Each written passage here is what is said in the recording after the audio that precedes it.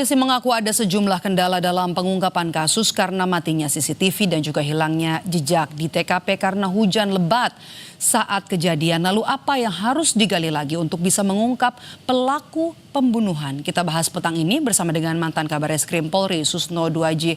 Selamat petang Pak Susno dengan Maidop. Selamat petang, Maidop. Oke, Pak Susno, kita bahas satu persatu. Upaya penyelidikan harus dimulai atau mulai difokuskan dari mana jika banyak kendala di TKP, hilangnya CCTV, kemudian juga jejak yang terhapus oleh hujan, kata polisi? Baik, untuk kasus pembunuhan yang tidak tertangkap tangan, ya, dan semua perkara itu berawal semuanya dari TKP. TKP itu tempat kejadian perkara. TKP yang mana? TKP yang paling dekat dengan di mana korban ditemukan, itulah yang harus diolah. Karena di sana akan meninggalkan sidik jari, akan meninggalkan alat mungkin yang dilakukan, akan meninggalkan perbuatan-perbuatan yang dilakukan oleh pelaku. Apa itu? Yaitu jenazah dengan segala luka-lukanya. Akan meninggalkan di sekitar situ harus dicari jejak daripada tersangka. Berupa apa jejak tersangka? Bisa saja berupa jejak peninggalan, ada rambut, ada keringat dan sebagainya yang hanya bisa dilihat dengan DNA. Nah, karena DNA itu sangat-sangat kecil sekali gitu ya. Tapi itu meninggalkan jejak. Jadi CCTV memang penting. Tetapi bukan berarti kalau tidak ada CCTV lantas perkara ini menjadi mustahil untuk diungkap. Tidak. Masih ada sidik jari, masih ada DNA, masih ada bekas-bekas yang lain, masih ada alat. Jadi di sekitar TKP yang terdekat, yaitu di ruangan itu, ada tidak alat yang tertinggal, alat yang digunakan untuk melakukan kejahatan. Kalau tidak, diperluas lagi TKP-nya dari dalam ruangan atau kamar di mana jenazah ditemukan ke dalam rumah. Kalau dalam rumah masih tidak ada lagi, diperluas lagi ke halaman. Nah, halaman itu kan di situ. Pak Susno, maaf saya potong. Tadi Anda bilang soal DNA begitu ya, bisa dilihat di TKP. Di titik-titik mana saja Pak kemungkinan bisa ditemukan DNA dari pelaku? DNA itu bisa saja di di pegangan pintu gitu, pegangan pintu yang grendel ya kalau kalau orang mau masuk pintu itu kan harus dibuka. Handle pintu. Kemudian iya, atas meja. Kemudian benda-benda lain yang mungkin terpegang oleh pelaku gitu. Atau di sekitar situ mungkin ada rambut daripada pelaku yang tertinggal. Makanya harus hal-hal yang sangat kecil itu diambil.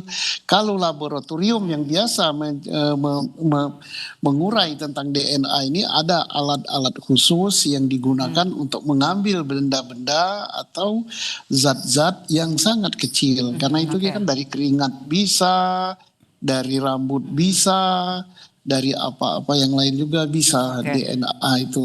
Ya. Jadi kami tangkap TKP berbicara, kemudian jasad korban juga berbicara. Jadi bisa dilihat dari situ. Kalau untuk dari jasad korban sendiri kan ada banyak sekali luka tusukan. Kemudian juga dari pakaian yang digunakan korban bisa dilihat dari situ juga, Pak Susno. Iya, dari pakaian dan sebagainya. Kemudian jadi pisem itu nanti untuk jenazah seperti ini ada dua ya, pisem luarnya bagaimana bunyinya, kemudian pisem dalam gitu kan. Tapi yang paling banyak bicara adalah terkait dengan luka-luka itu.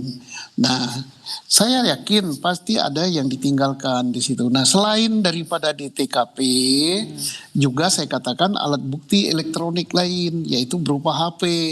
Maka HP yang di rumah itu semua harus diperiksa. HP kakaknya, HP korban sendiri kalau korban ini sudah punya HP, HP pembantunya, HP satpam, HP siapa untuk dibuka semua. Ada enggak pembicaraan atau ada enggak WA, ada enggak telepon, ada enggak video dan lain-lain yang terkait dengan peristiwa pembunuhan ini.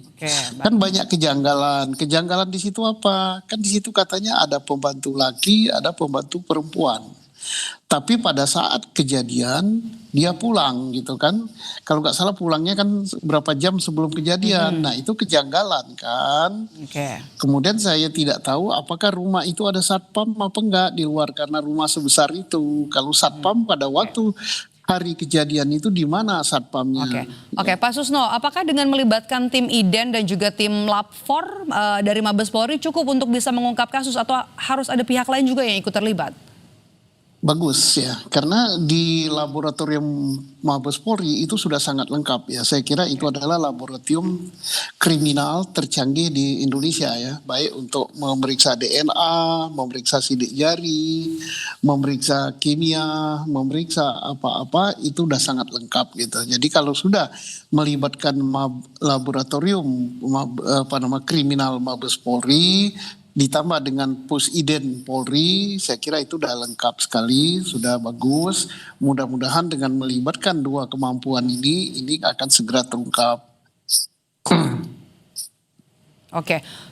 Pak Susno, sebagai mantan Kabareskrim, apakah kasus pembunuhan semacam ini yang minim bukti, kemudian juga susah ada CCTV, kemudian rekam jejak juga hilang begitu karena hujan, bisa cepat terungkap? Bisa gitu kan masih ada saksi orang gitu, masih ada alat bukti lain. Sedangkan jejak di luar itu jangan dijadikan suatu alasan yang seolah-olah ini karena jejak kakinya tidak ketemu. Enggak lah. Jadi kaki dan jejak kaki yang berada di halaman terhapus karena hujan itu kan posisinya di luar. Ada jejak kaki pun belum tentu terungkap. Maka yang paling utama diolah itu adalah di dalam ruangan di mana jenazah itu ditemukan. Ya, karena pasti di badan korban itu bersentuhan saya kira dengan pelaku. Nah, kalau bersentuhan dengan pelaku ada DNA daripada pelaku di tubuh korban gitu. Jadi makanya yang harus diolah lebih matang dan sangat teliti itu adalah TKP yang dekat sekali dengan korban ditemukan. Jadi jangan langsung misalnya, wah ini karena hari hujan. Nah, kemudian alat HP-nya CCTV mati. Gitu. Kemudian yang berikut telapak kaki di halaman hilang. Tapi Pak Susno, dari pengalaman Anda sebagai Kabareskrim, untuk kasus seperti ini berapa hari atau berapa lama bisa terungkap? Tergantungnya itu adalah sangat tergantung dengan hasil daripada olah TKP. Bagaimana si penyidik bisa menemukan di TKP itu berupa sidik jari, berupa DNA, berupa barang bukti yang digunakan untuk melakukan kejahatan ataupun barang bukti lain yang terkait dengan kejahatan ini, misalnya sarung tangan, misalnya pisau, benda tajam, benda tumpul, ataupun HP ataupun alat-alat lain yang dari pelaku yang tertinggal. Baik. Nah, kita akan tunggu hasil perkembangan dari tes DNA yang dilakukan oleh polisi. Terima kasih sudah bergabung bersama kami mantan Kabareskrim Polri, Pak Susno Duaji. Sehat selalu Pak Susno. Terima